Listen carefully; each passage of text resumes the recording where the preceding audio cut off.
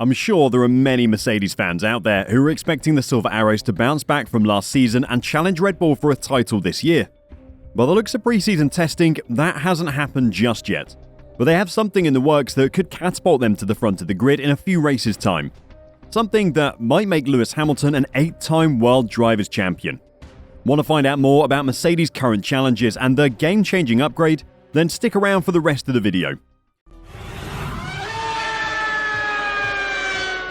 After Friday of testing, there were real worries that Mercedes could be in for an even worse start to the season than they had in 2022. Lewis Hamilton and George Russell made an encouraging start to the 2023 test on Thursday, with a car that didn't seem to suffer from porpoising like its cursed predecessor. But the week took a wrong turn on day 2, when the Brackley team struggled with balance throughout the day, in both the hot daytime and cooler evening conditions. The team admitted it was mystified by its loss of performance, and held an investigation deep into Friday night to get on top of the W14's handling issues and subsequent performance loss as it ended the day 2 seconds adrift. Definitely not something you want to happen a week out from the start of the season. They were almost as bad as McLaren on that Friday. Luckily though, that late night investigation seemed to bear fruit. Engineering chief Andrew Shovlin confirmed that the team managed to nail down a setup solution that kept its car in a much better place. A fair bit of work took place overnight to find some refinements to the car specification and recover our direction on the setup, he said. We do seem to have made progress. Both drivers felt the car was in a much better place across the range of conditions today, on Saturday, and the balance is closer to what they require on a single lap and long run. It's clear that we still have work to do on car pace, but Saturday has given us a much more coherent picture of where we need to focus our efforts. We'll be using the time ahead of the next weekend to go through the data we've collected and aim to extract a bit more lap time. Despite that wobble on Friday then, things look positive for the team. The car seemed to drive better on Saturday, meaning the team had improved their balance overnight, but the car still didn't look completely settled, especially compared to Aston Martin, Ferrari and Red Bull. You could tell by the way Lewis and George were driving and how the car was responding on track that it still wasn't quite right.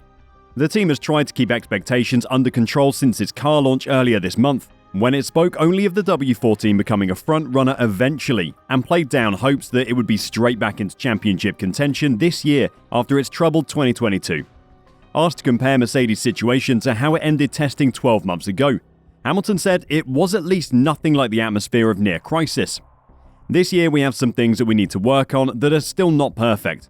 We're still not able to match the Red Bulls currently, or the Ferraris maybe. But as I said, it is better. There are things that have changed. The bouncing has gone, and there are a couple of elements that have been better so far. Who knows where we'll be next week? Lewis is right, no one knows where they will be next week. All the teams have loads of data to go over from the preseason testing, and it could be that anyone from the midfield finds something there to give them a push into the top 3. Behind Red Bull, no one can be confident of the order of the grid at the moment. As bad as that may be for Mercedes, it is incredibly exciting for the championship. Fortunately for you Mercedes fans, they have got a solution to their current problems in the works. Mercedes has stuck with their zero-pod design from the W13, despite Hamilton calling the 2022 car one of the worst he's driven in F1. The Brackley engineers believe the concept was not at fault for porpoising, giving it one last whirl. After Mercedes' disastrous Friday test, Sky Sports' Ted Kravitz highlighted rumours that Mercedes have a backup concept.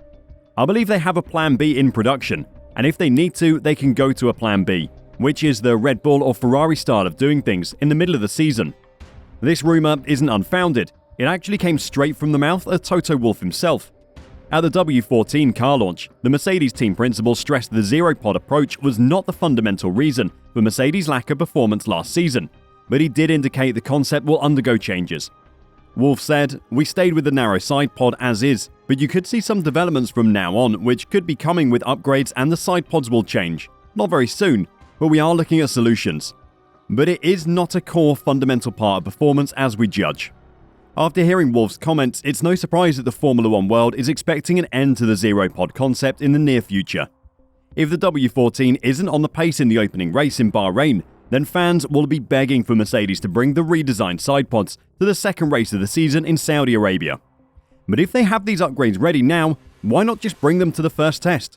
Why wait until later in the season to bring them in?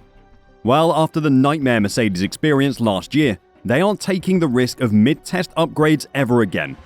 Last year we learned a tough lesson because we knew that we would bring an upgrade package for test number 2 that was worth 1.5 seconds, Toto explained. You then look at the first test and think it's not really relevant because it's not going to be the real car. But we put it on the track and it wasn't performing at all as we expected. So this year we went the other way. What you've seen is, for a large part, the car we will test and race. It is fundamentally important to understand the platform and how the car behaves, rather than keeping some bits in the background that may be a tenth or two on pure aero performance. With Toto's explanation, it becomes pretty clear why the team hasn't implemented the upgrade yet. They've done a lot of aero testing and sim time with the original spec W14, and bringing upgrades before seeing if their data from testing correlates to the real world could be disastrous, as it was in 2022. The exact details of the upgrade themselves are still a bit of a mystery, but the obvious favourite is that it will be a new sidepod, similar to Red Bull and Ferraris, because that's what everyone else has done this year. Ted went digging for clarification from Mercedes technical director Mike Elliott, with a British engineer telling Sky Sports, "So there is a bodywork coming. It will look different.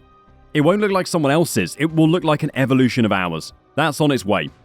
Pressed on whether Merc will consider abandoning their own concept and switching to something more akin to Red Bull's title-winning design, Elliott replied, "It's not in our current plans." The Bahrain Grand Prix is just a few days away now, and it is there that we will see the true pecking order for the start of the season come to light. And George Russell expects that Red Bull will be by far the best team when the lights go out. But Russell does not believe it is vital that Mercedes start the F1 2023 campaign on their level. It's more about their potential to join that title picture, and from round 6 at Imola onwards is where he says the most damage can be done in that regard. "I think we have got to go in with a bit of an open mind," said Russell. "I don't want to sit here and say Mercedes is back because that's totally unfair, and from what we've seen, Red Bull is very, very strong. What I can say is I have got the best team in the business, and everyone is working flat out to get Mercedes back on top. When you look at the calendar as a whole, I think we have only got 5 races in the first 2.5-3 months, whereas at the end of the season, you have probably got 10 or 11 in the same time span. This is massively important to the championship as a whole. Red Bull's aero testing and CFD penalties will bite more as the season goes on. They'll have significantly less testing time than the rest of the grid all year, and the longer they're working in that deficit, the more chance the others have of catching up, so the calendar is playing in Mercedes' favour." George continued, "So this season is going to be won or lost midway to end of the season, not in the first 5 races. As much as we want to go out there and win in Bahrain next weekend, we know that it's important that we have the right car in the right window come race 6, because that is when the big points are going to be won. We have said this time and again in the run-up to the start of the season.